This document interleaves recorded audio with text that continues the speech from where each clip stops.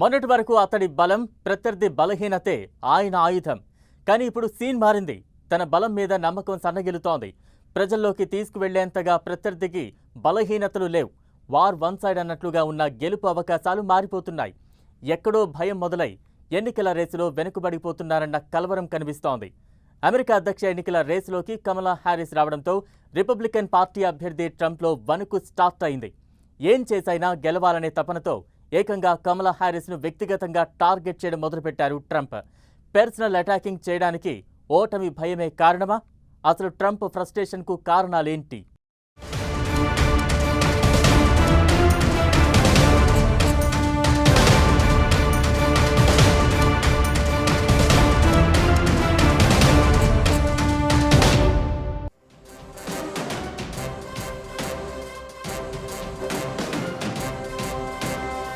కమలా రేసులోకి రావడంతో ట్రంప్లో భయం. తారుమారవుతున్న గెలుపు అవకాశాలపై ఫ్రస్ట్రేషన్. కులాలు మతాల పేరుతో ఓట్లు రాబట్టే ప్రయత్నం.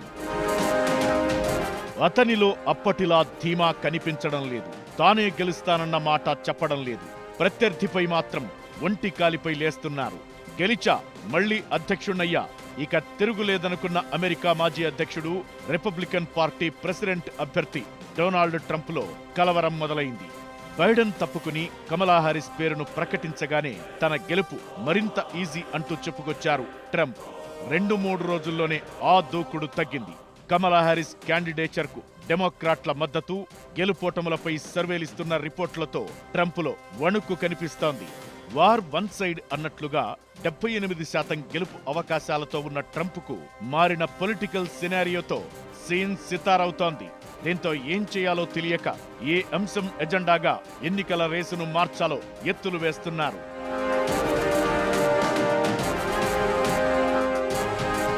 జో బైడెన్ ప్రెసిడెంట్ రేసులో ఉన్నంత కాలం ట్రంప్ గెలుపు ఈజీ అని అమెరికన్లే కాదు, ప్రపంచ దేశాల ప్రజలు కూడా భావించారు. ట్రంప్ కూడా వారం రోజుల క్రితం వరకు అదే ధీమాతో కనిపించారు. దానికి సానుభూతి తోడైంది.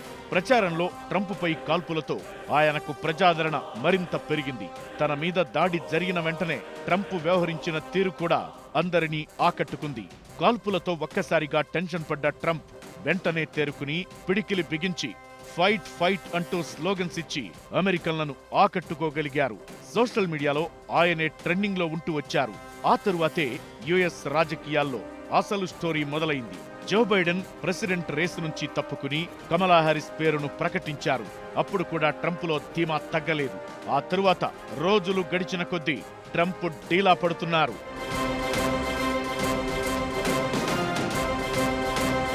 బైడెన్ రేసులో ఉన్నప్పుడే కాల్పులు జరగడంతో సానుభూతే ఆయుధంగా వాడుకోవాలనుకున్నాడు ట్రంప్. కమలా హారిస్ రేసులోకి రావడంతో ఎన్నికల సమరం ఇంకో టర్న్ తీసుకుంటోంది. ఆమెకు రోజు రోజుకు ఆదరణ పెరుగుతోంది. ట్రంప్ గెలుపు అవకాశాలు భారీగా తగ్గిపోతున్నాయి. 78% ఉన్న ట్రంప్ గెలుపు అంచనాలు 49% తగ్గాయి. ఇప్పటికీ 1-2% ఓట్ల తేడాతో ట్రంపే ఆధిక్యంలో ఉన్నప్పటికీ అతనికి కమలా హారిస్ గట్టి పోటీ ఇస్తున్నారనే విషయం మాత్రం స్పష్టమవుతోంది. వాల్ స్ట్రీట్ జర్నల్ లేటెస్ట్ సర్వేలో 49 పాయింట్లతో ట్రంప్, 47 పాయింట్లతో కమలా ఉన్నారు. ఇద్దరి మధ్య నెక్ టు నెక్ ఫైట్ ఉంది. న్యూయార్క్ టైమ్స్ పోల్లో ఇద్దరి మధ్య హోరాహోరీ పోటీ ఉంది. కమలాకు 47% ఓటర్ల మద్దతు, ట్రంప్కు 48% ఓటర్ల మద్దతు ఉన్నట్లు తెలుస్తోంది. జూలై మొదట్లో ఉన్న పబ్లిక్ పల్స్ను బట్టి చూస్తే అప్పటికీ ఇప్పటికీ డెమోక్రాట్లకు ఆదరణ పెరిగింది. నెల క్రితం న్యూయార్క్ టైమ్స్ పోల్లో నల్లజాతి ఓటర్ల నుంచి బైడెన్కు 59% మంది మద్దతు ఉండగా ప్రస్తుతం కమలా హారిస్కు నల్లజాతి ఓటర్ల మద్దతు 69%కి పెరిగిందని అంచనా. ఎన్నికలకు ఇంకా 3 నెలల సమయం ఉంది. ఇప్పుడే కమలా హారిస్కు ఈ రేంజ్లో మద్దతు ఉంటే ఎన్నికల పోలింగ్ నాటికి పరిస్థితేంటన్నది ట్రంప్ ఆందోళన.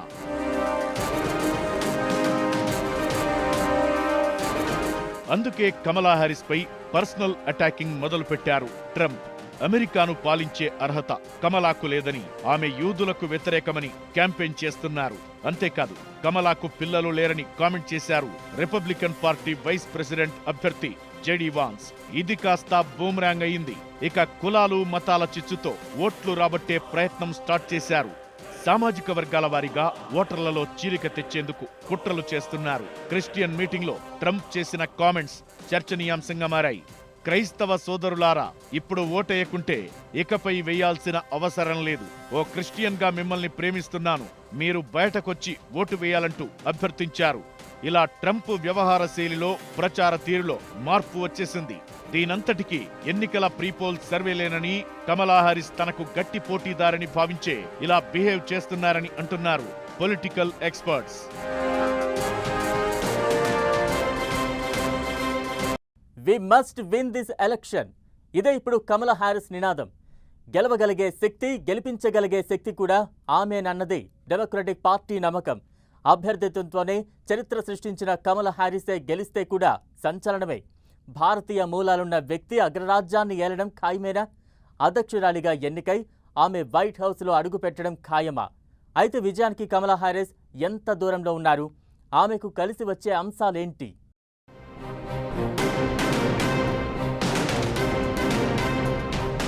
వారం రోజుల్లోనే ఎన్నికల రేసును మార్చేసిన హారిస్ యుఎస్ పాలిటిక్స్ లో గేమ్ చేంజర్ గా లేడీ పొలిటికల్ స్టార్. కమలాపై నమ్మకం, భరోసా పెట్టుకున్న డెమోక్రాట్లు. ఇప్పుడు ఆమె అవసరం డెమోక్రాట్లకే కాదు, అమెరికన్లకు కూడా ముఖ్యం. ట్రంప్కు ప్రత్యామ్నాయమే లేదు, అతనే దిక్కనుకున్న సమయంలో అటు అగ్రరాజ్య ప్రజల్లో, ఇటు డెమోక్రాట్లలో భరోసా కల్పించి నిలిచి గెలిచేందుకు సిద్ధమయ్యారు కమలా హారిస్. తానే ఒక ఆయుధమై, తానే ఓ నినాదమై యుఎస్ అధ్యక్ష ఎన్నికల రేసును నడిపిస్తున్నారు. ఇప్పటికీ ఆమె ఏ స్టేట్లో ప్రచారం చేయడం లేదు. తానే అధ్యక్ష అభ్యర్థిని అని కూడా నిన్న మొన్నటి వరకు కూడా చెప్పుకోలేదు. కానీ ఆమె సెంట్రిక్ గానే అగ్రరాజ్యం పాలిటిక్స్ నడుస్తున్నాయి. ఇదే ఇప్పుడు ట్రంప్కు నచ్చడం లేదు. బైడెన్తో ఓపెన్ డిబేట్ అంటే తొడగొట్టిన ట్రంప్, హారిస్తో డిబేట్ అంటే రుకోజరా సబర్కరో అంటున్నారు. డెమోక్రటిక్ పార్టీ అధికారికంగా అభ్యర్థిని ప్రకటించే వరకు కమలాతో డిబేట్కు వెళ్లనని చెబుతున్నారు.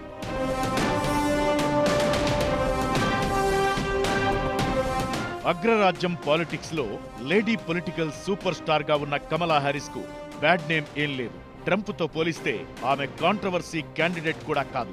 కొన్ని ఇష్యూస్ లో ఆమె స్పందించిన తీరును తప్పుబట్టడమే తప్ప ప్రజల పట్ల, ప్రభుత్వ నిర్ణయాల విషయంలో దూకుడుగా, దురుసుగా ప్రవర్తించలేదు కమలా హారిస్.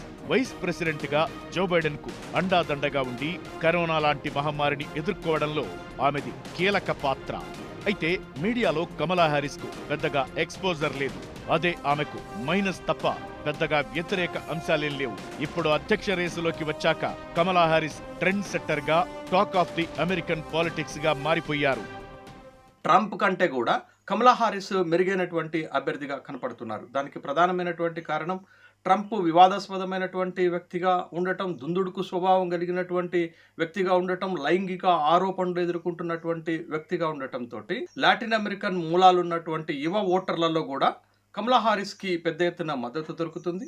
అదేవిధంగా కమలా హారిస్కి భారతీయ మూలాలు ఉన్నటువంటి వ్యక్తిగా పరిగణించబడుతున్నారు. కాబట్టి అమెరికా అధ్యక్ష ఎన్నికల్లో కీలకంగా ఫలితాలను, విజయ అవకాశాలని ప్రభావితం చేసేటటువంటి భారతీయ ఓటర్లు కూడా ఎక్కువ శాతము కమలా హారిస్ వైపుకే మొగ్గు చూపుతున్నట్లుగా న్యూయార్క్ టైమ్స్ పోల్ సర్వే సంస్థ అభిప్రాయపడుతుంది. కమలా హారిసే డెమోక్రాట్ల అధ్యక్ష అభ్యర్థి. అగ్రనేతల నుంచి పార్టీ ప్రతినిధుల వరకు అందరూ ఆమెకు మద్దతు పలికారు. అధికారికంగా ప్రకటించడమే ఆలస్యముంది. ఆగస్టులో 3 రోజుల పాటు జరగనున్న డెమోక్రాట్ల సమావేశంలో కమలా హారిస్ ను ప్రెసిడెంట్ క్యాండిడేట్ గా అనౌన్స్ చేయనున్నారు. అప్పటి నుంచి ఆమె అసలైన పోరు మొదలుపెట్టే అవకాశముంది. ఆగస్టు 22 కమలా హారిస్ లైఫ్ లో స్పెషల్ డే. డగ్లస్ ఎం హాఫ్ తో ఆమె పెండ్లి జరిగిన రోజు. డెమోక్రాట్ల సమావేశాలు ముగిసేది ఆ రోజే. ఆమెను పార్టీ తరపున అధ్యక్ష అభ్యర్థిగా అదే రోజు ప్రకటించి వెడ్డింగ్ యానివర్సరీ గిఫ్ట్ ఇచ్చేందుకు డెమోక్రాట్లు రెడీ అయ్యారు.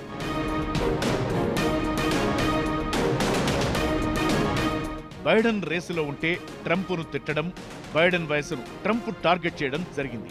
కానీ మానవ హక్కుల పోరాట నేపథ్యంతో వచ్చిన కమలా హ్యారిస్ ప్రైమరీ మీటింగ్స్ లోనే ప్రజల మెప్పు పొందేలా మాట్లాడుతున్నారు. అమెరికాను సకల జాతుల జీవన క్షేత్రంగా మార్చేందుకు ప్రయత్నిస్తానన్న ఆమె స్టేట్మెంట్తో ఒక్కసారిగా చర్చ మొదలైంది. ట్రంప్ మద్దతుదారులకు కమలా హ్యారిస్ ప్రకటన నచ్చకపోవచ్చు. కానీ ఆ ఒక్క మాటతో అమెరికన్లు ఇతర దేశాల నుంచి వచ్చి అమెరికాలో సెటిల్ అయిన ప్రజల హృదయాల్లో చోటు సంపాదించుకునే ప్రయత్నం చేశారు. అందుకే ఆమెకు సర్వేల్లో మద్దతు పెరుగుతూ వస్తున్నట్లు కనిపిస్తోంది.